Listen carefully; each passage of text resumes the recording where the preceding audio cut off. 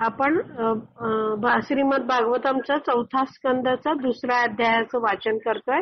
आपण श्रील प्रभुपादांना प्रार्थना करूयात की आपल्याला आपण हे वाचन करण्याचा प्रयत्न करतोय ते समजण्यासाठी ते आपल्याला मदत करतील. ठीक आहे. आपले 25 श्लोक झाले होते. चौथ्या स्कंदातल्या 2ऱ्या अध्यायातले 25 झाले होते श्लोक. आता सध्या आपण जो अध्याय वाचलो त्याचं नाव आहे दक्षाचा भगवान शंकरांना शाप. तर आता सध्या काय परिस्थिती आहे की दक्षाने भगवान शंकरांना शाप दिलाय आणि त्याच्यामुळे शंकरांचे जे सहचर आहेत नंदीश्वर ते क्रोधित झालेत आणि त्यांनी आता दक्षांना शाप द्यायला लावले आणि दक्षांच्या बाजूनी जे आहेत ब्राह्मण त्यांना सगळ्यांना शाप द्यायला सुरुवात केलेली आहे. तर आता आपण 26वा श्लोक वाचतोय 4.2.26. तर आपण भाषांतर वाचूया. हे ब्राह्मण म्हणजे कोण? हे ब्राह्मणांना ते करतायत की ज्यांनी शांतपणे हे सगळं दक्षांनी बोललेलं जे सहन केलंय, शिवाना दिलेला शाप सहन केलाय त्या सगळ्या उपस्थित ब्राह्मणांना नंदीश्वर शाप देतोय ते ब्राह्मण. हे ब्राह्मण केवळ शरीराच्या पालनपोषणासाठीच शिक्षण, तपस्या आणि व्रत आचरण करतात. म्हणून काय खावे व काय खाऊ नये यामध्ये तारतम्य करण्याची त्यांची क्षमता नष्ट होईल. केवळ देहाच्या तृप्तीसाठी ते दारोदार भीक मागून धनार्जन करतील. तर आता रागावल्या जेव्हा क्रोध येतो माणसाला, राग येतो खूप, तेव्हा तो काही तमा बाळगत नाही. म्हणजे कोण समोर आहे, त्यांच्या मनाला किती वाईट वाटेल, काही कसलीही विचार न करता माणूस बोलत राहतो. तसंच नंदीश्वर काय आहे, कंटिन्यू बोलत आहेत. तर ते काय म्हणतात ब्राह्मणांबद्दल की हे ब्राह्मण काय करतात, फक्त कशासाठी शिक्षण घेतलंय ह्यांनी, शरीराचं पालन पोषणासाठी घेतलंय. आणि तपस्या आणि व्रत का आचरण करतात, कारण की काय होत आहे, शरीराचं पालन पोषण व्हायला पाहिजे. त्यामुळे मी शाप देतो की काय खायचं आणि काय खाऊ नये ह्याचं तारतम्य म्हणजे फरक करण्याची क्षमता ह्यांची नष्ट होईल. देहाच्या तृप्तीसाठी हे दारोदारी भीक मागतील आणि धनार्जन करतील असं शाप देतात. तात्पर्यात प्रभुपाद सांगतात, दक्षास पाठिंबा दिलेल्या ब्राह्मणांना नंदीश्वराने दिलेला 3रा शाप या कलियुगामध्ये पूर्णपणे कार्यरत झालेला आहे. ब्रह्मज्ञान प्राप्त केलेला मनुष्य म्हणजे ब्राह्मण होय. म्हणजे ब्रह्म जानाति इति ब्राह्मण म्हणजे काय, ब्रह्मज्ञान म्हणजे काय, आत्म्याचं ज्ञान. मी कोण आहे, भगवंत कोण आहे, त्यांचा माझा संबंध काय, हे सगळं आत्मज्ञान. तर त्याला ब्राह्मण म्हणतात. पण तरीही आजकालच्या तथाकथित ब्राह्मणांना परमब्रह्माच्या स्वरूपाचे ज्ञान मिळवण्याविषयी मुळीच रुची नाही. प्रभुपाद इथे काय म्हणतात, आताचे ते तथाकथित ब्राह्मण आहेत ज्यांना ब्राह्मण म्हटलं जातं, त्यांना ह्या ज्ञानाविषयी काय आहे, ज्ञान मिळवण्याविषयी रुची नाहीये, आवड नाहीये. ते कशासाठी ज्ञान घेत आहेत, ते पोटाच्या पालनासाठी. वेदांत सूत्रांमध्येही म्हटले आहे की अथातो ब्रह्म जिज्ञासा. त्याचा अर्थ काय, हे मनुष्य जीवन परब्रह्म वा परम सत्याचा साक्षात्कार करून घेण्यासाठी आहे. म्हणजेच काय, दुसऱ्या शब्दात मनुष्य जीवन हे ब्राह्मणाच्या पदावर अथवा स्थानावर उन्नत होण्यासाठी आहे. वेदांत सूत्रामध्ये काय सांगितलंय, मनुष्य आहे तो काय करतो, जिज्ञासा करतो. कसली जिज्ञासा करतो, ब्रह्म जिज्ञासा करतो. म्हणजे काय आहे, साक्षात्कार, मी कोण आहे, भगवंत कोण आहे ह्याचं ज्ञान घेऊन तो ब्राह्मणाच्या पदावर म्हणजेच काय आपली चेतना उच्च करण्याचा प्रयत्न करण्यासाठी हे आहे, साक्षात्कारासाठी मनुष्य जीवन आहे. परंतु दुर्दैवाने मूलतः ब्राह्मणी कुटुंबातून येणाऱ्या आधुनिक व तथाकथित ब्राह्मणांनी आपल्या विहित कर्तव्यांचा त्याग केला आहे. पण काय झालंय, आता जर आपण बघितलं तर जे ब्राह्मणी कुटुंबातनं येत आहेत लोक, ते कसे आहेत, आता एकदम आधुनिक आहेत आणि तथाकथित आहेत. तथाकथित म्हणजे नावापुरते ब्राह्मण आहेत. त्यांनी आपल्या विहित म्हणजे त्यांना जे सांगितले गेली त्या कर्तव्यांचा काय केलंय, त्यांनी त्याग करून टाकलाय. पण त्याच वेळी ते काय करतात, इतरांनाही ब्राह्मणाचे स्थान व पद प्राप्त करू देत नाही. म्हणजे स्वतः तर नाहीच आहेत नीट, पण ते काय इतरांनाही ब्राह्मण होण्यासाठी मनाई करतात, ब्राह्मणाचं स्थान किंवा पद प्राप्त करायला. ब्राह्मणाच्या पात्रतेचे वर्णन भगवद्गीता आणि तत्सम इतर वैदिक शास्त्रामध्ये आले आहे. कशी पात्रता ब्राह्मणाने काय काय ब्राह्मणामध्ये गुण असावेत ते आपणही बघितलं होतं. अंतर्बाह्य शुचिता असावी, तो सरळ असावा, असं बरेचसे आपण त्याच्यात गुण पाहिले होते. तर ब्राह्मण ही काही वांशिक उपाधी किंवा पद नाही. ब्राह्मण हे काय आहे, वंश परंपरेने आलेली उपाधी. उपाधी म्हणजे काय, त्याला मान्यता, पद असं नाहीये. जर ब्राह्मणेतर म्हणजे ब्राह्मण इतर, म्हणजे ब्राह्मण सोडून दुसऱ्या कुटुंबातील एखाद्याने, उदाहरणार्थ शूद्र कुळात जन्मलेल्या मनुष्याने अधिकृत आध्यात्मिक गुरुच्या मार्गदर्शनानुसार आवश्यक ती योग्यता प्राप्त करून ब्राह्मण होण्याचा प्रयत्न केला तर समाजातील तथाकथित ब्राह्मण त्यास आक्षेप घेतात.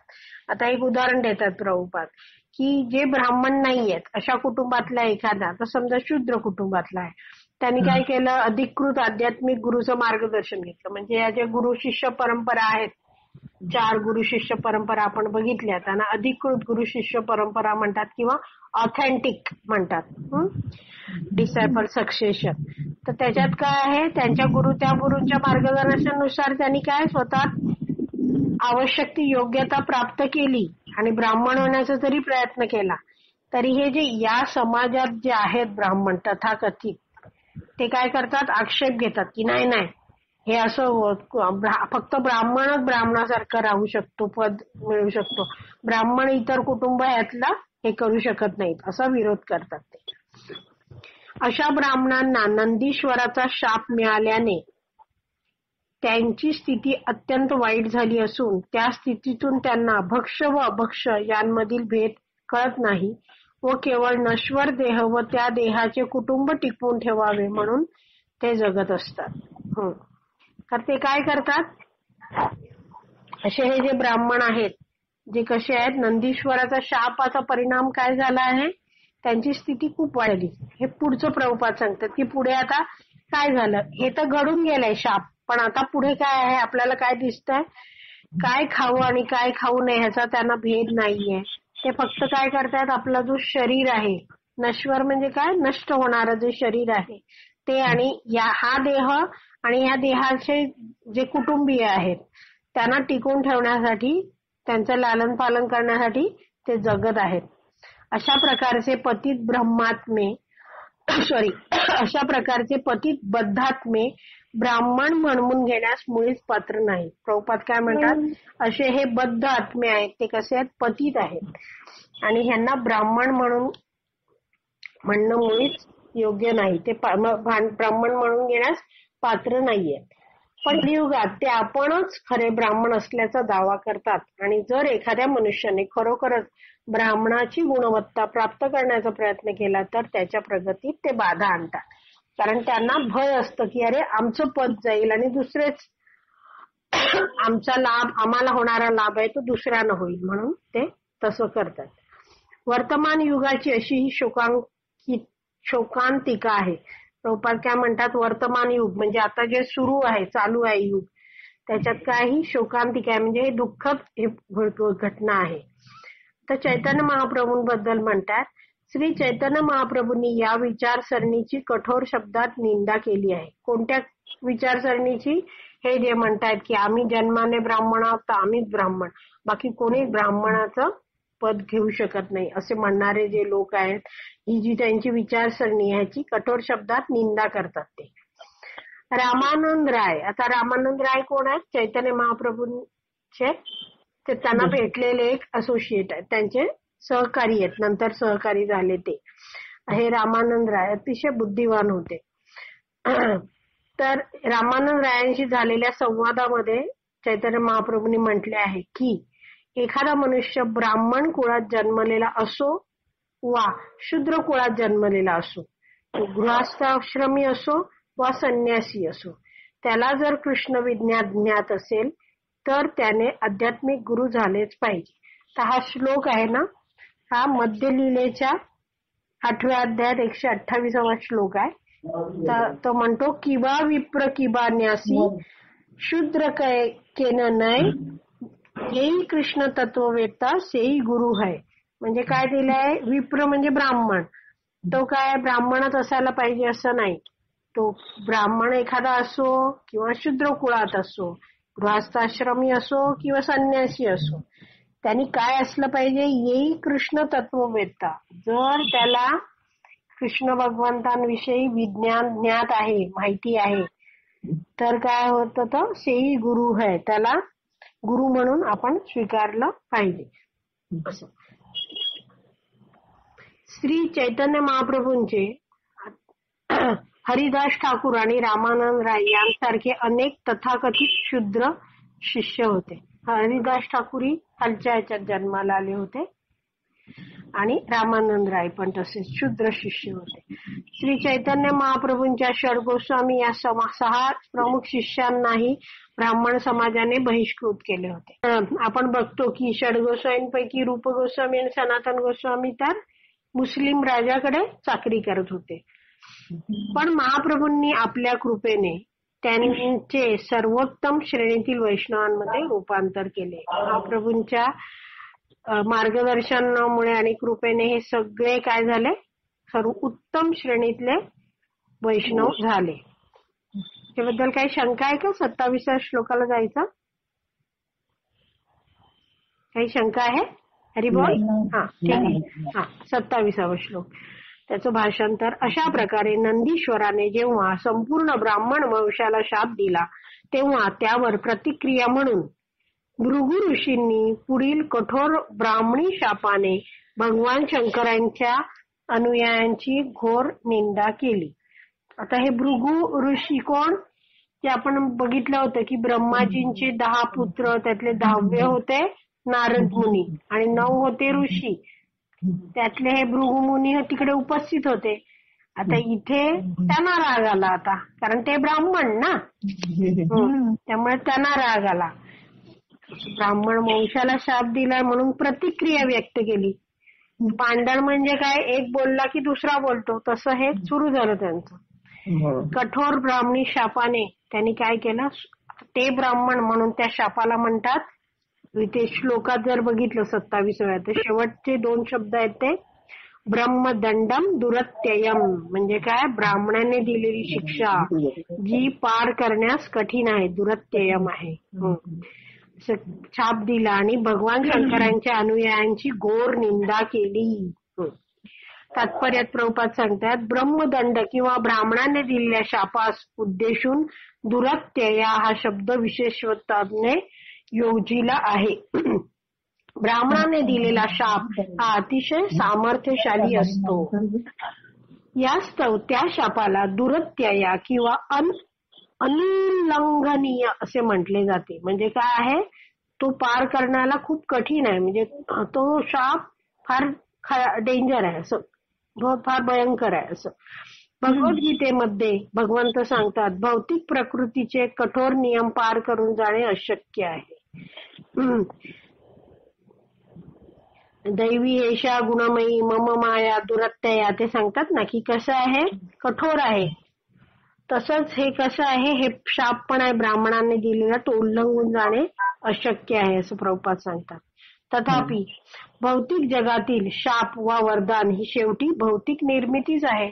भौतिक जगात जो शाप मिळतो किंवा वरदान मिळतं, काहीही मिळतं, ते कसं आहे, भौतिक आहे शेवटी, असं भगवद्गीतेत सांगितलंय. चैतन्य चरितामृतात या तथ्याची पुष्टी करताना, म्हणजे सहमत दाखवताना काय सांगितलंय, की या जगात ज्यांना वरदान किंवा शाप, या जगात ज्यांचा वरदान किंवा शाप म्हणून स्वीकार केला जातो, त्या दोन्ही गोष्टी एकाच स्तरावर आहेत.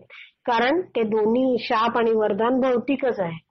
त्यामुळे शाप मिळाला किंवा वरदान मिळालं तरी काय आहे, भौतिक आहे, समान आहे असं इथं मानलं जातं. की काय आहे, ते सेमच आहे, त्याच्यात काय शेवटी भौतिक आहेत ते.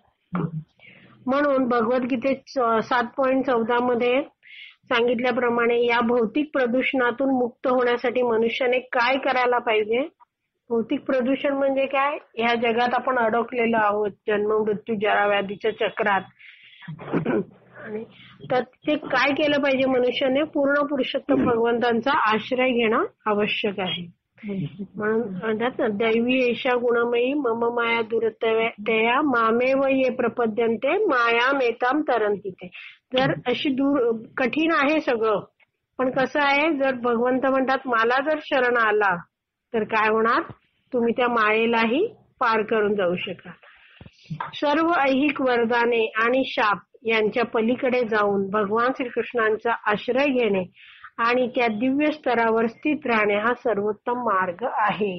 या भौतिक जगात कोणतेही वरदान आहेत, शाप आहेत, त्या सगळ्यांच्या पलीकडे जाऊन आपण मनुष्याने काय केलं पाहिजे, भगवंतांचा आश्रय घेऊन दिव्य स्तरावर राहणं हा उत्तम मार्ग आहे. भगवान श्रीकृष्णांचा आश्रय घेणारे लोक सदैव शांत असतात. त्यांना कोणीच शाप देत नाहीत आणि ते सुद्धा इतरांना शाप देण्याचा प्रयत्न करीत नाहीत. हीच अलौकिक दिव्य अवस्था आहे. कारण त्यांना माहिती असतं की भगवंतांचा आश्रय घेतल्यावर राखे कृष्ण मारे के, म्हणजे जर आपण भगवंतांचा आश्रय घेतला आणि भगवंताने आपलं रक्षण केलं तर आपल्याला कोणीच मारू शकत नाही. पुढे जायचं 28व्या श्लोकाला. 28चं भाषांतर आहे. जो कोणी भगवान हे आता भृगुमुनी शाप देत आहेत, तेच चालू आहे पुढे पुढे.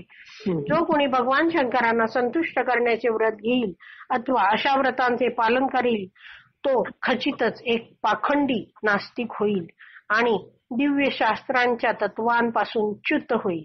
तर काय हे काय दिलंय की जर संतुष्ट करायला लागला एखाद जर शंकरांना, तर काय व्रत घेतलं, व्रतांचं पालन करायला लागला, तर तो काय होऊन जाईल, तो नास्तिक होऊन जाईल. नास्तिक म्हणजे काय, त्याचा दिव्य शास्त्रांच्या तत्वावर त्याचा विश्वास राहणार नाही, त्याचं पतन होऊन जाईल.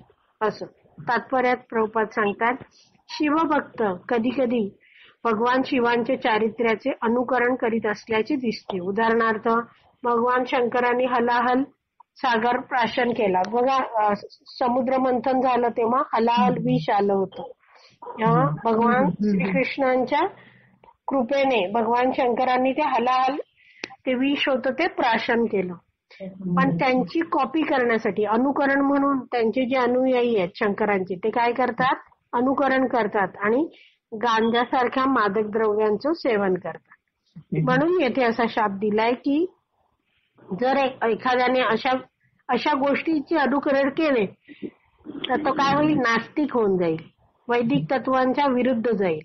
असे शिवभक्त सत शास्त्र परिपंथीनः, अर्थात काय आहे, शास्त्रोक्त निष्कर्षांच्या विरुद्ध जाणारे, जे शास्त्रात सांगितलंय की असं करा त्याच्या विरोधात जाणारे होतील. याची पुष्टी पद्मपुराणात करण्यात आली आहे. ज्याप्रमाणे भगवान बुद्धांनी शास्त्रामध्ये सांगितलेल्या विशेष हेतूने शून्यवादाचा प्रचार केला, त्याचप्रमाणे पूर्ण पुरुषोत्तम भगवंतांच्या आज्ञेने शंकरांनी विशिष्ट उद्दिष्ट पूर्तीसाठी निराकारवादी किंवा मायावादी दर्शनाचा प्रसार केला. आता ह्याच्यात काय, बुद्ध, आता थोडक्यात सांगते मी. बुद्ध जेव्हा आले, म्हणजे बुद्ध हा कोणाचा अवतार आहे,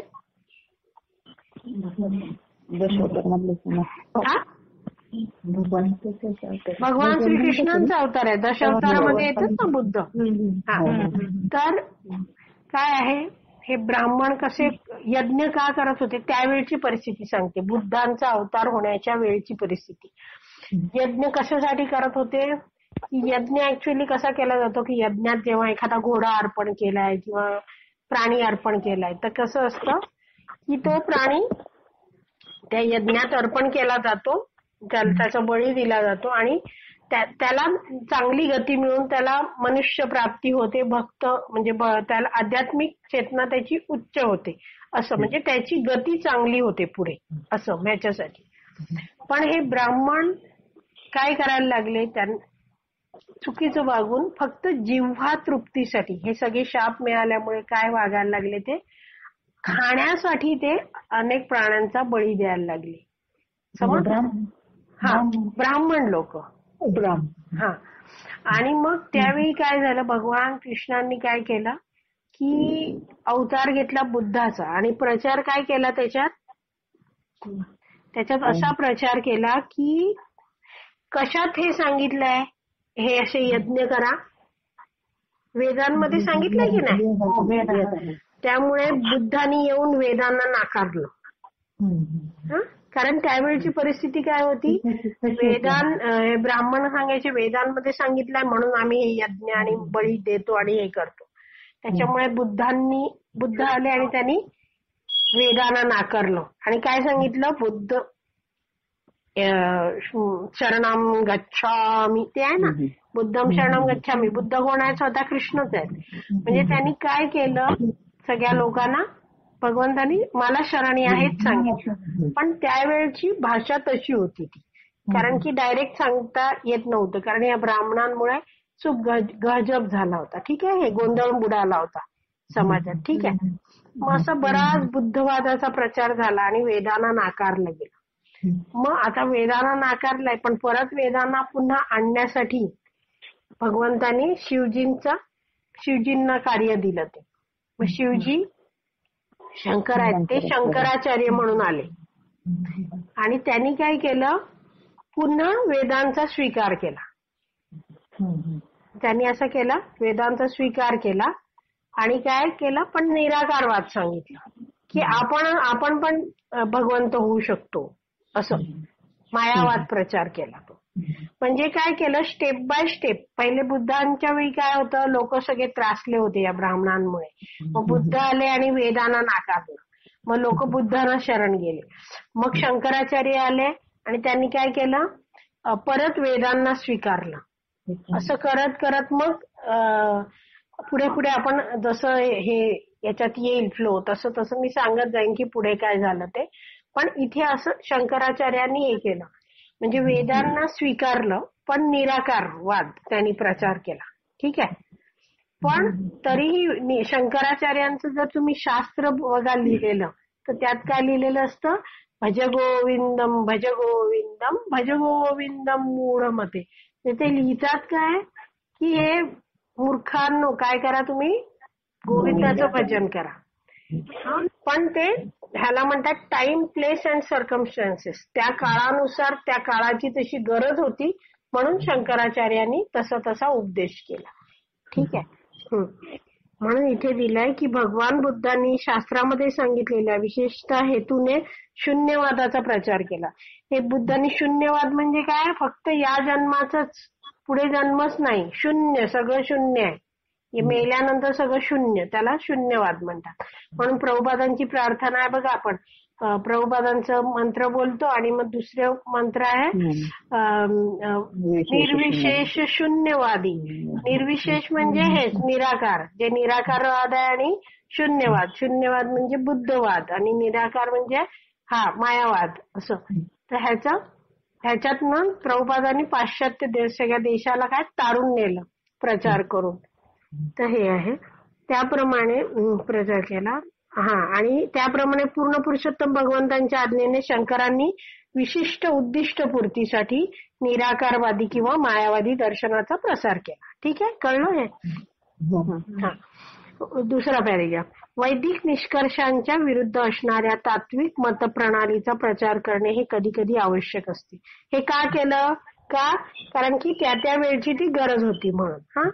शिवपुराणामध्ये केलेल्या उल्लेखनानुसार भगवान शंकर पार्वतीला म्हणतात. आता ह्याचं उदाहरण आहे की कशाला आले शंकराचार्य ते सांगितलंय प्रभुपादांनी.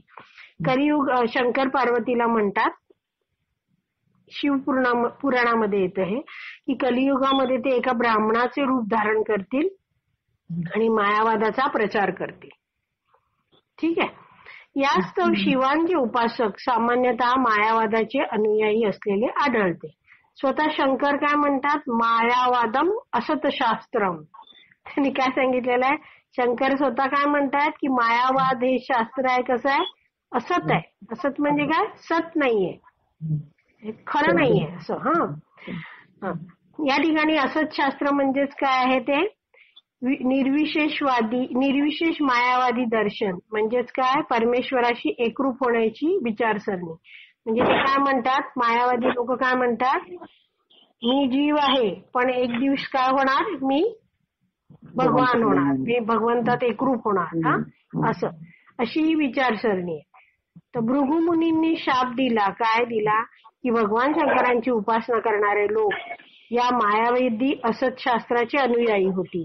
हे मायावादी असतशास्त्र पूर्ण पुरुषोत्तम भगवंत निराकार असल्याचे सिद्ध करण्याचा प्रयत्न करतात. काय त्यात दिलेलं आहे? निराकार आहे, भगवंत निराकार आहेत असं सांगतं हे मायावादी शास्त्र. या व्यतिरिक्त भगवान शिवांच्या उपासकांमध्ये वेगवेगळे वर्ग आहेत बरं का. त्यातला एक हा आहे पिशाचवत जीवन जगणारा, पिशाच्या सारखं जीवन जगणारा एक वर्ग आहे. श्रीमद भागवतम आणि नारद पंचरात्र ही अधिकृत शास्त्रे असून त्यांची गणना सतशास्त्र अर्थात मनुष्याला भगवत साक्षात्काराच्या मार्गावर घेऊन जाणाऱ्या शास्त्रांमध्ये केली आहे. असतशास्त्र मात्र यांच्या विरुद्ध आहे. प्रभुपाद आता असतशास्त्र हे समजवण्यासाठी सतशास्त्र कोणती आहेत ते सांगतात. कोणती आहेत सतशास्त्र? हे भागवतम आहे, नारद मुनींनी लिहिलेलं पंचरात्र हे एक शास्त्र आहे, हे ह्याला म्हणतात सतशास्त्र. आणि त्याच्यात काय दिलंय? मनुष्याला भगवत साक्षात्काराच्या मार्गावर घेऊन जाणारं शास्त्र आहे. आणि असतशास्त्र म्हणजे काय? त्याच्या विरुद्ध आहे, म्हणजे काहीच त्याच्यात भगवत साक्षात्काराचं काहीच दिलेलं नाहीये. ठीक आहे, 29व्या श्लोकाला जायचं. ठीक आहे. तर 29 श्लोक याचं भाषांतर. भगवान शिवांच्या उपासनेचे व्रत घेणारे लोक इतके मूर्ख असतात. आता हे कोण बोलताय? भृगुमुनी बोलतायत. हा, की ते लोक आपल्या मस्तकावर जटा वाढवून शंकराचे अनुकरण करतात. शिव उपासनेची दीक्षा घेतल्यानंतर ते मद्य, मांस आणि अशा इतर गोष्टींचे सेवन करून जगण्यास प्राधान्य देतात. काय करतात ही लोक? ते तात्पर्यात प्रभुपाद म्हणतात. ते लोक काय करतात? मद्यपान आणि मांसाहारात रुची ठेवतात. रुची म्हणजे त्याच्यात त्यांना आवड असते. मस्तकावर जटा ठेवतात, नित्यनेमाने स्नान न करणे, गांजा ओढणे, ह्या सगळ्या त्यांच्या सवयी आणि तसं आहे. तर हे नियमित जीवन न जगणारे हे मूर्ख सगळे आहेत, त्यांनी ते स्वीकारलंय. अशा अनियमित वर्तनाने मनुष्य दिव्य ज्ञानापासून वंचित होतो. म्हणजे हे असं वागल्यामुळे काय होतं? दिव्य ज्ञान त्यांना मिळत नाही. शिवमंत्रांच्या दीक्षेमध्ये मुद्रिकाष्टकांचे विधान असते. हे त्यांच्या वेगवेगळे आपण बघितलं ना की त्यांचे वेगवेगळे वर्ग आहेत. त्यांचे लोक जसं आपण बघितलं की पिशाचवत जीवन जगणारा वर्ग आहे शिवांचा, तसे वेगवेगळे वर्ग आहेत. तर त्यातल्या एक ह्याच्यात शिवमंत्रांच्या दीक्षेमध्ये एक काय मुद्रिकाष्टकांचे विधान आहे. त्यात काय कधी कधी सांगण्यात येतंय की मनुष्याने स्त्री योनी स्वतःचे आसन बनवावे आणि निर्वाणार्थ अस्तित्वाच्या विनाशाची कामना करावी. म्हणजे काय की उपभोगाच्या म्हणजे उपभोग करू शकतात असं ह्याच्याबद्दल त्यांनी सांगितलंय. या प्रकारच्या उपासना प्रक्रियांमध्ये मद्याची आणि कधी कधी मद्याऐवजी मादक पेयामध्ये रूपांतर केलेल्या ताड वृक्षाच्या रसाची आवश्यकता असते. म्हणजे ते ताडी म्हणून असतं ना ते. शिव उपासनेची प्रक्रिया सांगणाऱ्या शिव आगम या शास्त्रानुसार अशी मादक द्रव्येही अर्पण केली जातात. म्हणजे हे सगळं आहे ते फार प्रभुपादांनी डिटेलमध्ये आपल्याला सांगितलेलं नाही आणि आपण जाणून घेण्याची आपल्याला गरजही नाही, कारण आपल्याला शिव उपासना करण्याची अशी काही गरजही नाहीये. तर 30व्या श्लोकाचं भाषांतर बघूया आपण. भृगुमुनी पुढे म्हणाले, तू वेदांची, तू म्हणजे कोणाला ते कोण शाप देतो तो आणि कोणाला ते प्रत्युत्तर देतात? भृगुमुनी शाप देतात.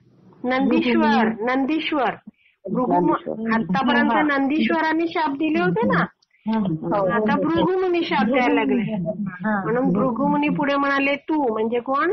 नंदीश्वर, तू काय केलं? वेदांची आणि वैदिक तत्वांची अनुयायी असणाऱ्या ब्राह्मणांची निंदा करीत असल्याने हे निश्चित आहे की तू आधीच नास्तिकवादाचा आश्रय घेतला आहे.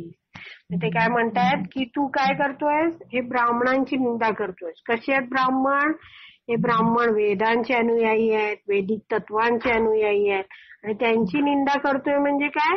तू नास्तिकवादाचा आश्रय घेतलाय. तू वेदांना काय केलं आहे म्हणजे नास्तिकवाद, नास्तिक म्हणजे काय ते भगवंतांना निराकार समजतात असे तुम्ही आहेत असं सांगितलं. तात्पर्य, नंदीश्वराला शाप देताना भृगुमुनी म्हणतात की माझ्या शापामुळे तुम्हा शिव उपासकांची नास्तिकवादाच्या स्तरावर अधोगती व्हावी इतकेच नव्हे तर तुम्ही आधीच नास्तिकवादाच्या अधोगतीस गेला आहात. कारण मानवी संस्कृतीचे उगमस्थान असणाऱ्या वेदांची तुम्ही निंदा केली आहे. का निंदा केली असं म्हणतात तुम्ही?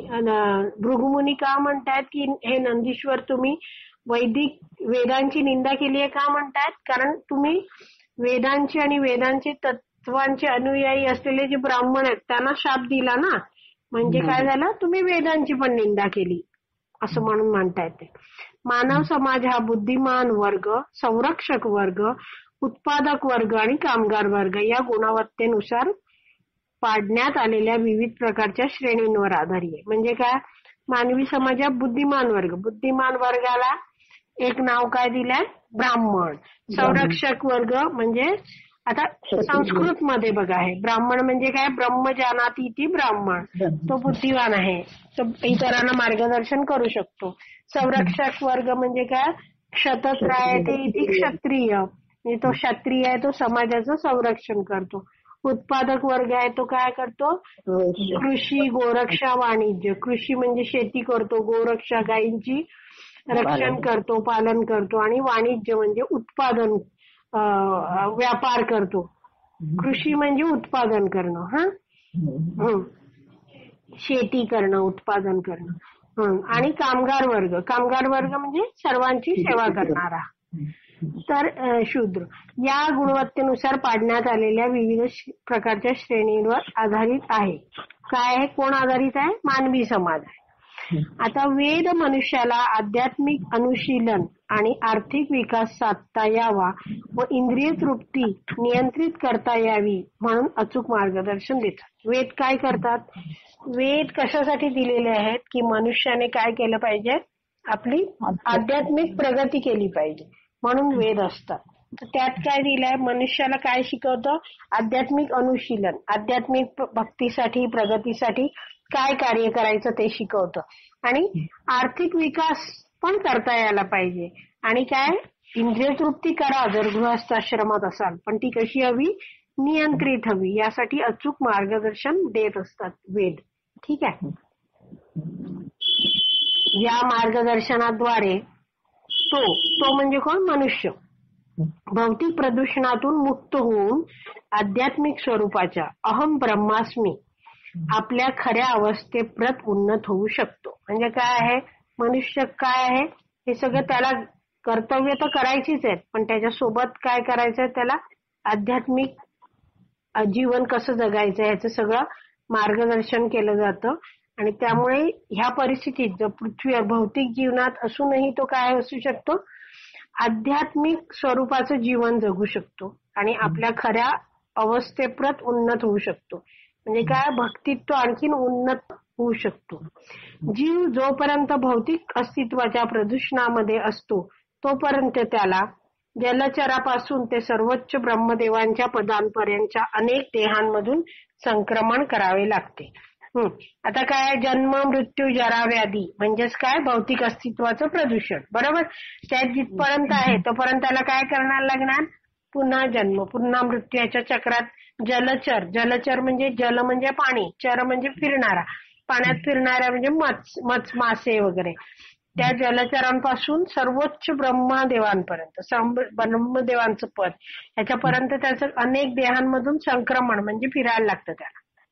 परंतु भौतिक जगामध्ये जीवनाची पूर्णावस्था म्हणजे काय, मनुष्य जीवन होय.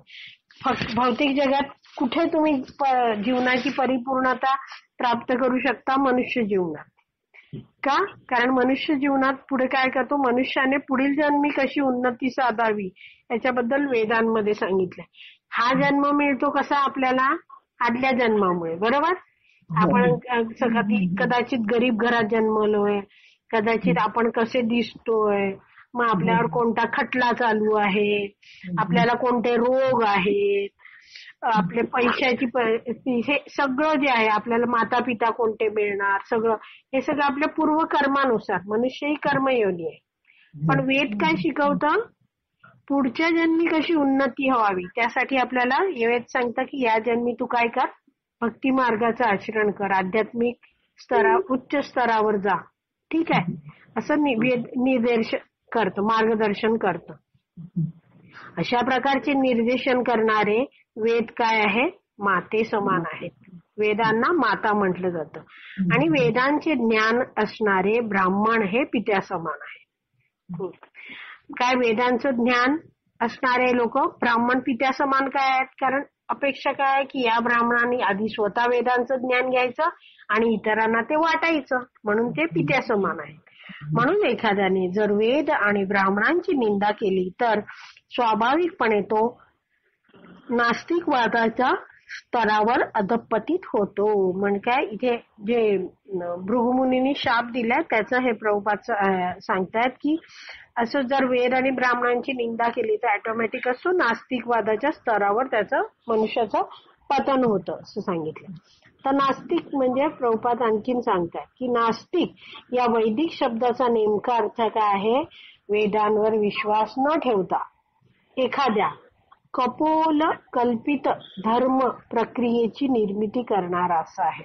म्हणजे काय वेदांवर विश्वास न ठेवायचा आणि काय करायचं आपली जी कल्पना शक्ती आहे ना त्यातनच एखादी प्रक्रिया काढायची एखादे काहीतरी निर्माण करायचं की हे आजपासून हे करायचं आणि तसं त्याच्यानुसार वागायला सुरुवात करायची.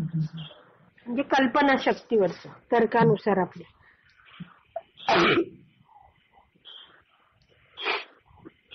सॉरी श्री चैतन्य महाप्रभूंनी म्हटले आहे की बौद्ध धर्माचे अनुयायी नास्तिक आहेत. बौद्ध धर्माचे अनुयायी काय नास्तिक आहेत. भगवान बुद्धांनी आपल्या अहिंसावादी मतवादाची प्रस्थापना करण्यासाठी वेदांवर विश्वास ठेवणे सरळ सरळ नाकारले. तेव्हा काय होतं परिस्थिती वेदांचा आधार घेऊन ब्राह्मण लोक खूप यज्ञांमध्ये बळी टाकत होते बळी देत होते. त्यामुळे बुद्ध आले आणि त्यांनी काय केलं वेदांनाच नाकारून टाकलं होतं. ठीक आहे आणि नंतर आणि म्हणून पुढे नंतर कोण आले शंकराचार्यांनी भारतामध्ये ही धर्मपद्धती बंद पाडली. म्हणजे कोणती बुद्धांची धर्मपद्धती बंद पाडली तिला भारताबाहेर तडीपार होण्यास भाग पाडले. या श्लोकामध्ये ब्रह्मच ब्राह्मणान असं म्हटलेलं आहे. तुम्ही जरा 30व्या श्लोकाची सुरुवात बघितली तर त्याच्यात आहे ब्रह्मच ब्राह्मणान म्हणजे ब्रह्म म्हणजे वेद वेद च म्हणजे आणि ब्राह्मणान म्हणजे ब्राह्मणांची. म्हणजे काय केलेलं आहे ब्रह्म म्हणजे वेद होत आणि त्यात ब्राह्मण यांची काय केलेली आहे निंदा केली आहे. त्याच्याबद्दल सांगतात की ब्रह्म म्हणजेच वेद होत अहम ब्रह्मास्मी म्हणजे काय मी पूर्ण ज्ञानाने युक्त आहे हे होय. वेदांचे सांगणे आहे की जीवाने आपण ब्रह्म असल्याचे चिंतन करावे कारण खरोखरच तो ब्रह्म आहे. म्हणजे काय आहे मी आत्मा आहे म्हणजे भगवंताबद्दल ज्ञान सगळं ब्रह्मास्मी भगवंत कोण आहेत ते सगळं. जर वेद किंवा वैदिक आध्यात्मिक जीवनाची आणि या आध्यात्मिक ज्ञानाचे स्वामी असलेल्या ब्राह्मणांची निंदा केली गेली म्हणजे काय वेद एक तर वैदिक आध्यात्मिक विज्ञान म्हणजे काय वेद आणि आध्यात्मिक ज्ञानाचे स्वामी म्हणजे कोण ब्राह्मण. जे वेदांची आणि ब्राह्मणांची निंदा केली तर मानवी संस्कृतीची अवस्था काय होईल असं प्रभुपाद म्हणतात. तर इथे भृगुमुनींनी काय दिलंय माझ्या शापामुळे तुम्ही नास्तिक व्हाल असे नाही तर तुम्ही अगोदरच नास्तिकवादी आहात म्हणून तुम्ही काय आहात निंदनीय आहात. इथे त्यांची निंदा केलेली आहे. ठीक आहे पुढे जायचं. 31वा श्लोक भाषांतर. वेद हे मानवी जीवनाच्या मंगलमय प्रगतीसाठी शाश्वत नियामक तत्वे प्रदान करतात आणि या तत्वांचे भूतकाळापासून कठोरपणे पालन केले जाते. या तत्वांचे ढळढळीत प्रमाण म्हणजे अखिल प्राणी मात्रांचे हितचिंतक असणारे पूर्ण पुरुषोत्तम भगवान श्री जनार्दन होत. तर वेदांबद्दल इथे महान माहिती दिलेली आहे. वेद कशासाठी आहेत मानवासाठी आहे. मानवी संस्कृतीच्या कशा प्रगतीसाठी आहे? मंगलमय प्रगतीसाठी. त्यात काय दिलेलं आहे? शाश्वत नियामक तत्व दिली आहेत. मनुष्याने आध्यात्मिक प्रगतीसाठी हे करायचं नाही असं नियम दिलेले आहेत. या तत्वांचे भूतकाळापासून कठोरपणे पालन केले जाते. म्हणजे अनेक वर्षांपासून काय झालं त्याचं कठोरपणे पालन केलं जात आहे. आणि त्याचं हे कोण आहेत? या तत्वाचं ढळढळीत प्रमाण म्हणजे अखिल प्राणी मात्रांचे हितचिंतक असणारे पूर्ण पुरुषोत्तम भगवान श्री जनार्दन आहेत. सगळे वेद कोणापासून आलेले आहेत? हे सगळं अखिल प्राणी मात्रांचे हितचिंतक कोण आहेत? पूर्ण पुरुषोत्तम भगवान श्री जनार्दन आहेत. त्यांच्यापासून हे सगळे वेद आलेले आहेत. तर प्रभुपाद पुढे तात्पर्यात नीट समजवत आहेत. भगवद्गीतेमध्ये भगवान श्रीकृष्णाने म्हटले आहे की मी अखिल जीवमात्रांचा पिता आहे. अहम बीज प्रदापिता. मग ते जीव कोणत्याही योनीतले असो, आपल्याला माहितीये 84 लक्ष योनी आहे. तर अशा विविध योनी आहेत आणि या सर्वांचे पिता आपण आहोत असे भगवान श्रीकृष्ण सांगतात. सर्व जीव हे परम भगवंतांचे अंश आहेत, त्यामुळे ते भगवंतांचे पुत्र आहेत. असे सर्व जीव आपण भौतिक प्रकृतीवर प्रभुत्व गाजवू शकतो या भ्रमाखाली वावरत असल्याने त्यांना योग्य मार्गदर्शन प्राप्त व्हावे यासाठी त्यांना वेद देण्यात आले. आपण आता हे बघितलं की आधी सर्व जीव भगवंताकडे होते, पण त्यांना काय झालं? भगवंतांचा द्वेष उत्पन्न झाला. त्यांना स्वतःला स्वामी बनायचं होतं म्हणून त्या या भौतिक जगात आले आणि भौतिक प्रकृतीवर, सगळ्या जीवांवर, आपल्याशी रिलेटेड लोक आहेत, वस्तू आहेत, त्याच्यावर काय प्रभुत्व गाजवायला जीव प्रयत्न करू शकतो. या प्रभुत्व गाजवू शकतो या भ्रम असतो त्याला, त्या भ्रमाखाली तो वावरत असतो. तर त्याला, अशा जीवाला योग्य मार्गदर्शन होण्यासाठी काय आहे दिलेले? वेद देण्यात आले आहेत. यास्तव वेद अपौरुषेय म्हणून ओळखले जातात, कारण त्यांची रचना कोणत्याही मनुष्याने, देवतेने, अगदी आधी जन्म ब्रह्मादेवानी केली नाही. वेदांचं एक नाव काय आहे? अपौरुषेय. म्हणजे कोणत्याही पुरुष म्हणजे मनुष्य, देवता किंवा ब्रह्मदेवानी केलेली नाहीये. ब्रह्मदेव हे वेदांचे लेखक किंवा निर्माता नाहीत. आता डिटेलमध्ये प्रभुपाद सांगतात. आपण म्हणतो ना की ब्रह्मदेवांच्या मुखातून चार वेद आले. प्रभुपाद इथे म्हणतायत की ब्रह्मदेव हे वेदांचे लेखक किंवा निर्माता नाहीयेत. ते काय आहेत? ते देखील या भौतिक जगातील एक जीव आहेत. म्हणूनच त्यांच्या ठायी स्वतंत्रपणे वेद सांगण्याची किंवा लिहिण्याची क्षमता नाही. या भौतिक प्रकृतीतील प्रत्येक जीवामध्ये 4 दोष असतात. आता 1 मिनिट क्लिअर करते. आता इथे आहे ब्रह्मदेवांना स्वतंत्रपणे वेद सांगण्याची किंवा लिहिण्याची क्षमता नाही, मग तरी ब्रह्मदेवाने कसे काय वेद सांगितले सांगा बरं? भगवंतांनी त्यांच्या हृदयामध्ये ते ज्ञान प्रकट केलं ब्रह्मदेवांच्या आणि मग ब्रह्मदेवांच्या मुखातनं ते बाहेर पडलं. ठीक आहे. आता इथे दिलंय की या भौतिक प्रकृतीतील प्रत्येक जीवामध्ये 4 दोष आहेत. आता हे दोष 4 मी आधी एकदा वाचते आणि मी लक्षात कसे ठेवायचे ते सांगते. तो चुका करतो म्हणजे कोण? जीव चुका करतो. तो एका गोष्टीत दुसरीच गोष्ट समजतो, तो फसवितो आणि त्याची इंद्रिय अपूर्ण आहेत. अशा 4 गोष्टी आहेत. तर आपण हे एका लाईनीत लक्षात ठेवू शकतो की काय आहे? आपली इंद्रिय अपूर्ण आहे, अपूर्ण इंद्रिय हे लक्षात ठेवायचं. अपूर्ण इंद्रिय म्हणजे काय? त्यामुळे आपण भ्रमात फसतो, हे दुसरं लक्षात ठेवायचं लाईनीत. अपूर्ण इंद्रियामुळे काय? आता सूर्य उगवतो, सूर्य ऍक्च्युअली पृथ्वीपेक्षा कितीतरी पटीने मोठा आहे, पण आपण उगवतो तेव्हा आपण आपल्या हाताचं जर 2 बोट गोळा केली अशी आपण सुंदर साठी असं गोल करतो, तसं केलं तर आपल्याला तो एवढासा वाटतो, छोटासा. बरोबर? सूर्य. तर आपली इंद्रिय कशी आहेत? अपूर्ण आहेत. आपण त्याच्यामुळे आपण भ्रमात फसतो, आपल्याला वाटतं अरे एवढूच आहे सूर्य. त्यामुळे कसं लक्षात ठेवायचं की आपली इंद्रिय अपूर्ण आहेत, त्यामुळे आपण एका गोष्टीत दुसरी गोष्ट समजतो म्हणजेच भ्रमात फसतो. आणि मग पहिलं आहे चुका करतो. ते आपण काय करतो? त्यामुळे चुका करतो आणि आपण केलेली चूक आपण लपवतो नेहमी. त्यामुळे चौथं काय लक्षात ठेवायचं? तो फसवतो. म्हणजे अपूर्ण इंद्रिय आहेत, त्यामुळे भ्रमात फसतो, त्यामुळे चुका करतो आणि मग त्या त्याला चुका लपवण्यासाठी फसवतो. हे जर एक वाक्य असं लक्षात ठेवलं तर आपल्याला हे जीवाचे चारही दोष लक्षात येतात. तथापि या ऐहिक जगातील म्हणजे या भौतिक जगातील कोणत्याही जीवाने वेदांची रचना केली नाही. म्हणून वेदांना अपौरुषेयी असे म्हटले जाते. कोणी बनवलेले आहेत ते? भगवंतांनी बनवलेले आहेत. कोणाशी वेदांच्या इतिहासाचा शोध घेता येणे शक्य नाही. अर्थातच आधुनिक मानव संस्कृतीकडे संपूर्ण जगाचा अथवा विश्वाचा कालक्रमानुसार इतिहासही नाही. तो 3000 वर्षांपूर्वीपेक्षा प्राचीन काळातील ऐतिहासिक सत्य आपल्या पुढे मांडू शकत नाही. म्हणजे काय, मनुष्याकडेही काय सगळा विश्वाचा कालक्रम नाहीये. 3,500 वर्षापूर्वी हे झालं होतं म्हणतात, पण त्याच्या आधी काय झालं होतं त्याचा इतिहासही नाहीये प्रभुपाद म्हणतात. कारण या भौतिक जगातील कोणत्याही सजीव प्राण्याने ते मुळे लिहिलेलंच नाहीये. म्हणजे काय आहे, वेद कोणी लिहिलेत नाही. एक वाक्य मी गाळलं इकडे. 3000 वर्षांपूर्वी प्राचीन काळातील ऐतिहासिक सत्य तो आपल्यासमोर मांडू शकत नाही. म्हणजे 3000 वर्षापूर्वीपर्यंत तर माहिती आहे कुठे हे, पण त्याच्या आधीचं मनुष्याला काही माहित नाही. परंतु वेद कधी लिहिले गेले याचा कोणीही शोध घेऊ शकत नाही. कारण या भौतिक जगातील कोणत्याही सजीव प्राण्याने ते मुळीच लिहिलेले नाहीत. म्हणजे वेद कसे आहेत, वेद कोणी लिहिलेले नाहीयेत असं म्हणतात. इतर सर्व ज्ञान पद्धती सदोष आहेत. सदोष म्हणजे काय, दोषपूर्ण आहेत.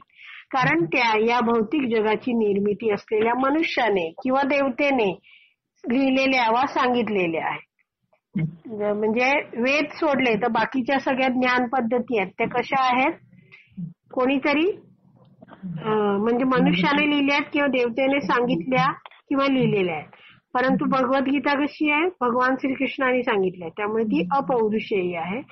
कारण या भौतिक जगातील कोणत्याही मनुष्याने वा देवतेने ती सांगितली नाहीये. ती भौतिक जगाच्या पलीकडे असलेल्या साक्षात परम भगवान श्रीकृष्णाने सांगितलेली.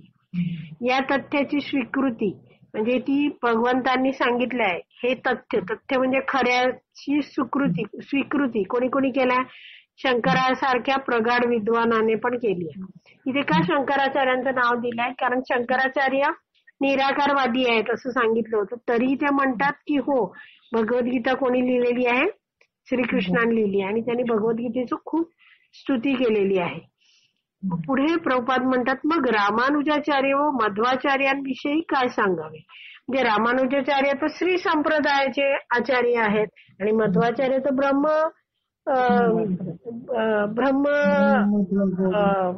याचे संप्रदायाचे आचार्य आहेत. तर त्यांच्याविषयी काय सांगावं ते तर सांगणारच ते. नारायण किंवा श्रीकृष्ण हे भौतिक प्रकृतीच्या पलीकडे अथवा दिव्य आहेत हे शंकराचार्यांनी मान्य केले आहे. ते म्हणतात की भौतिक प्रकृतीच्या पलीकडे आहेत भगवंत, दिव्य आहेत. आणि भगवद्गीतेत स्वतः भगवंत श्रीकृष्णाने सांगितलंय, अहम सर्वस्य प्रभो मत्ता सर्वम प्रवर्तते. म्हणजे काय, मी अखिल सृष्टीचे उगमस्थान आहे, सगळं माझ्यापासून निर्माण होतं. ब्रह्मदेव, शंकर, सर्व देवी देवता आणि भौतिक जगाची निर्मिती भगवंतानीच केली आहे. कारण सर्व काही त्यांच्यापासून उगम पावले आहे. श्रीकृष्ण असेही म्हणतात, मला जाणून घेणे हे सर्व वेदांचे उद्दिष्ट आहे. म्हणजे वेदेश्च सर्वेर अहम एव वेद्यो. तेच मूळ वेदवित आहेत. वेदवित म्हणजे काय, वेदांचे ज्ञाता आहेत, त्यांना माहिती आहे, ज्ञान आहे वेदांचं.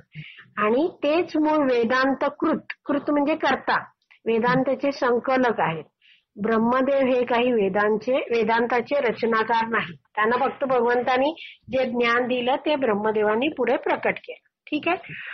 श्रीमद भागवताच्या प्रारंभीच प्रस्थापित करण्यात आले आहे की तेने ब्रह्महृदये. त्या भागवतांच्या पहिल्याच याच्यात आपण श्लोकात बघू शकतो की काय दिलंय की परम सत्य पुरुषोत्तम भगवंतांनी ब्रह्मदेवांना त्यांच्या हृदयातून वैदिक ज्ञानाचा उपदेश दिला. जे सगळं ज्ञान आधी भगवान श्रीकृष्णाने ब्रह्माजींच्या हृदयात सांगितलं. यास्तव वैदिक ज्ञान चुका म्हणजे 4 दोष नाही आहेत असं सांगतात. चुका करतोय ना, ते चुका भ्रमात फसतो, फसवाफसवी म्हणजे फसवतो, आणि अपूर्णत्व म्हणजे अपूर्ण इंद्रिय, या दोषांपासून मुक्त आहे. मुक्त असल्याचे प्रमाण म्हणजे ते साक्षात भगवान श्री जनार्दन यांनी सांगितले आहे. आणि या वेदांचे पालन अगदी अनादी काळापासून ब्रह्मदेवांसह सर्वांनी केले आहे. वेदांनुसार सगळे वागत आहे. वैदिक तत्वांचे किंवा वैदिक धर्माचे पालन भारतामध्ये अनादी काळापासून अतिशय उच्च व सुसंस्कृत जनांद्वारे केले जात आहे. तर काय वैदिक तत्वांचं वैदिक धर्माचं पालन कोण करताय? अतिशय उच्च आणि सुसंस्कृत लोक आहेत ते करतायत. कधीपासून? अनादी काळापासून, खूप खूप काळापासून. वैदिक धर्माच्या इतिहासाचा शोध कोणीच घेऊ शकत नाही. कधीपासून हे सुरू झालं कोणालाच माहित नाही. यास्तव वैदिक धर्म सनातन आहे. सनातन आहेत म्हणजे काय? ते चालत आलेले आहेत असं. आणि वेदांच्या कोणत्याही प्रकारच्या निंदेस नास्तिकता समजण्यात येते. आणि वेदांबद्दल जर काही निंदा केली तर त्याला काय म्हटलं जातं? ते नास्तिकता आहे ती असं म्हटलं जातं. वेदांचे वर्णन सेतू म्हणजे पूल, ब्रिज असा केला जातो. का? कारण मनुष्याला जर आध्यात्मिक अस्तित्व प्राप्त करायचे असेल तर त्यांनी अज्ञानाचा सागर पार करणे आवश्यक आहे.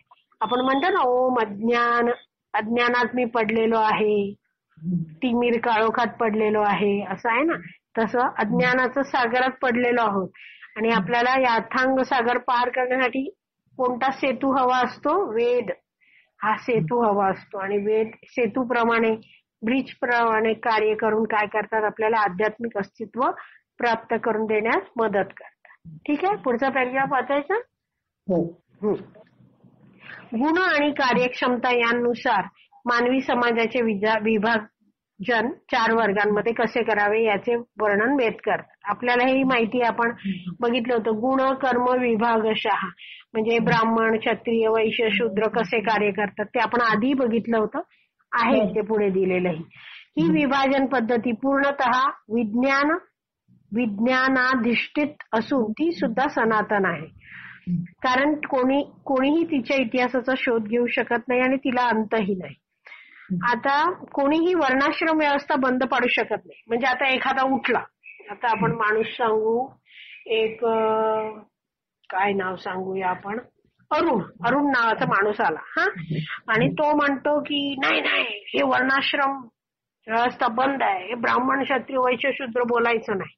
तरीही उदाहरण कसं दिलंय बघा. हा उदाहरणार्थ, ब्राह्मण या नावाचा कोणी स्वीकार करो वा न करो, पण समाजामध्ये असा एक वर्ग आहे जो बुद्धिमान वर्ग म्हणून ओळखला जातो आणि ज्याला आध्यात्मिक जाणीव आणि तत्वज्ञान यात गोळी आहे. कळलं? म्हणजे त्याला अगदी तुम्ही ब्राह्मण म्हणू नका, पण ते आहे. जसं लोक म्हणतात, अरे भारतात तुम्ही ब्राह्मण आणि शूद्र करता, फॉरेनला कुठे आहे? पण असा एक वर्ग तर आहे जो बुद्धिजीवी आहे, जो ऍक्च्युली ब्राह्मण आहे, पण आपण नाही बोलत. ठीक आहे. त्याचप्रमाणे प्रशासन आणि इतरांवर सत्ता गाजवणारी इच्छा असणाराही वर्ग आहे समाजात. वेदांमध्ये त्याला क्षत्रिय म्हटलंय, पण असं आहे की अमेरिकेतही असं आहेच की प्रशासन करणारा. त्याला तुम्ही क्षत्रिय म्हणू नका, पण आहे तर आहेत. वैदिक पद्धतीमध्ये अधिकार गाजवण्याची प्रवृत्ती असणाऱ्या लोकांना क्षत्रिय म्हटलं जातं. तद्वतच आर्थिक व्यवसाय, व्यापार, उद्योगधंदे, धनार्जन करण्यासाठी गोडी असलेला एक वर्ग आहे. त्याला तुम्ही वैश्य म्हणू नका, व्यापारी म्हणू नका, पण ते व्यापार तर करतायतच. अशा वर्गाला वैश्य असं म्हटलं जातं. मनुष्यांचा दुसरा एक असा वर्गही सर्वत्र असतो, तो बुद्धिमान नसतो. अधिकार गाजवण्याची त्याला आवड नसते आणि त्याच्या ठायी आर्थिक विकास करण्याचे सामर्थ्यही नसते.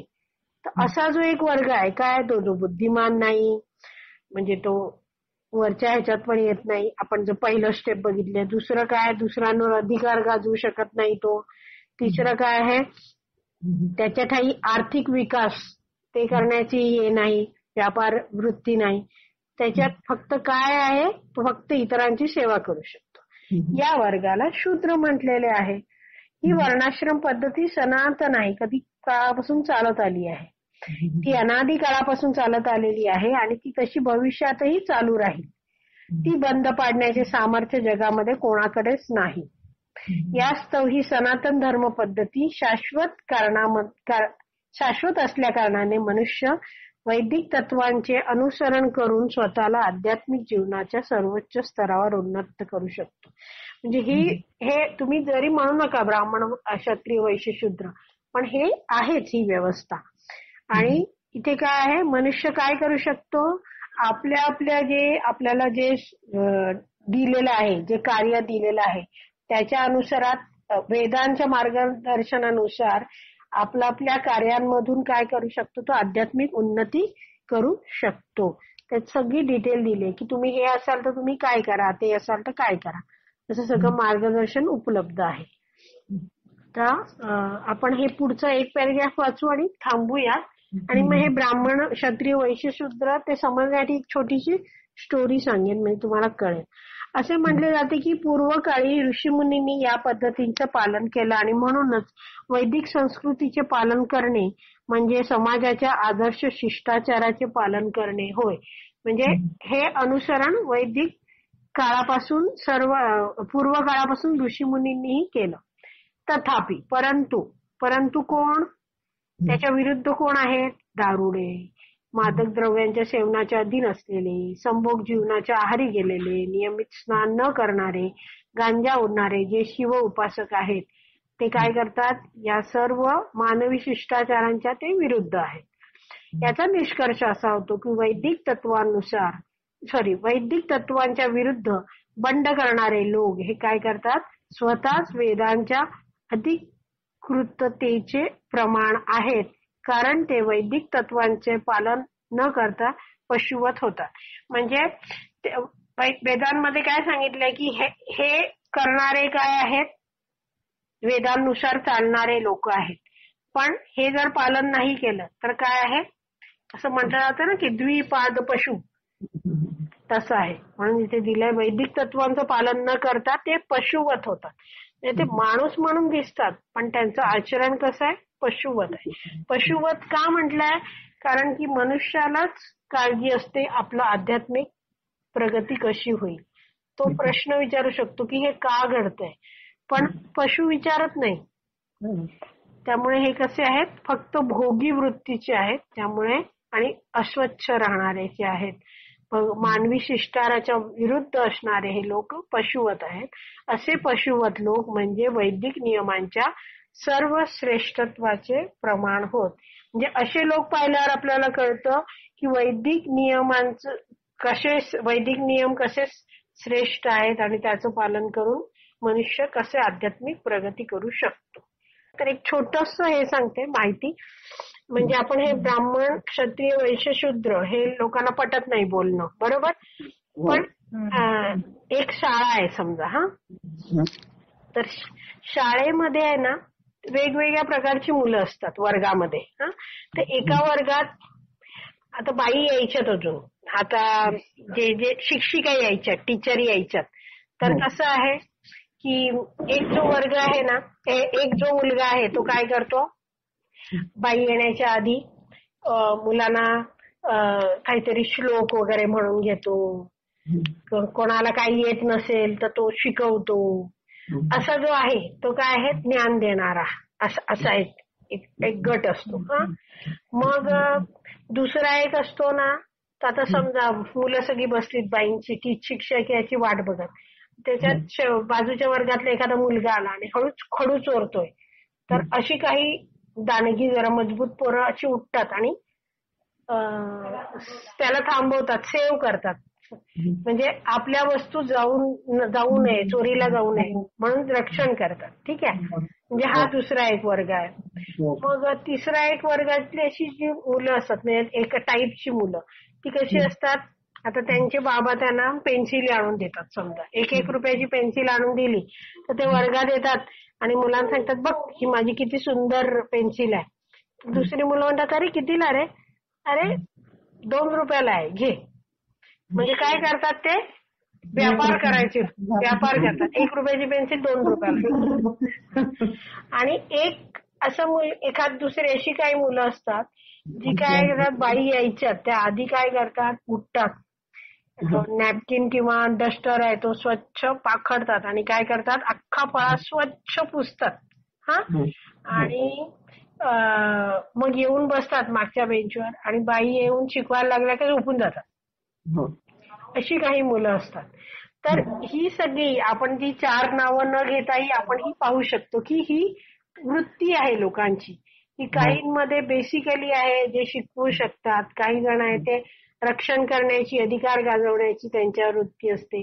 काही जण असतात त्यांच्यात व्यापारी वृत्ती असते, उत्पादन क्षमता असते आणि काही जण असतात ते फक्त सेवा करण्यात हे करत असतात. तर असं हे आहे. ह्याच्यावरूनही आपण जाणू शकतो की हे कसं आहे. आपण काय करतो, आपण जेव्हा भागवतम वाचत असतो किंवा आपण आपल्या मुलांना अभ्यासाचं शिकवतो, काही ज्ञान देतो, सदवर्तनाबद्दल सांगतो, तेव्हा आपण कुठच्या मूडमध्ये असतो? ब्राह्मणी वृत्तीत असतो. बरोबर. नंतर आपल्याला जर कोणी एखादा फसवायला आला तर आपण काय करतो? त्याला दमदाटी करतो, आपलं घराचं रक्षण करतो, कसंही कशाहीच. तर ते काय आहे, तेव्हा आपल्या क्षत्रिय हे रक्त सळसळत आहे. नंतर आपण बघा व्यापारी पद्धतीने हे करतो, काय म्हणतात, बार्गेनला काय म्हणतात? बार्गेन म्हणजे आता 20 रुपयाची मेथीची जुडी आहे तर आपण काय सांगतो, अरे 15 दे ना. घासाघीस करतो ना व्यापारी वृत्तीने, हे कमी, ते पैशाचे व्यवहार करतो. कोथिंबीर घेताना आपण चालूगिरीने सांगतो, अरे कढीपत्ता टाक वगैरे आहे ना. ते व्यापारी वृत्ती आहे ही सगळी. तर ती तेव्हा. आणि बाकी मग एवढी सारी भांडी असतात पडलेली, तेव्हा आपण काय करतो, पदर खोचतो आणि काय करतो, त्याच्यावर तुटून पडतो ना जेव्हा भांडी घासायला. तेव्हा तेव्हा आपण शूद्र असतो. म्हणजे आपण कित्येकदा आपण 4ही भूमिकात असतो. तर हे सगळं आपण करतोच. पण मनुष्यानी आजच्या श्लोकावरून आपण काय जाणू शकतो की वेदांच्या आधारे आध्यात्मिक कशी प्रगती होईल ते आपल्याला म्हणजे वेदांच्या आधारे आपण जाणू शकतो आणि त्याची आपली प्रगती करू शकतो. थँक्यू. हरी बोल. हरे कृष्ण.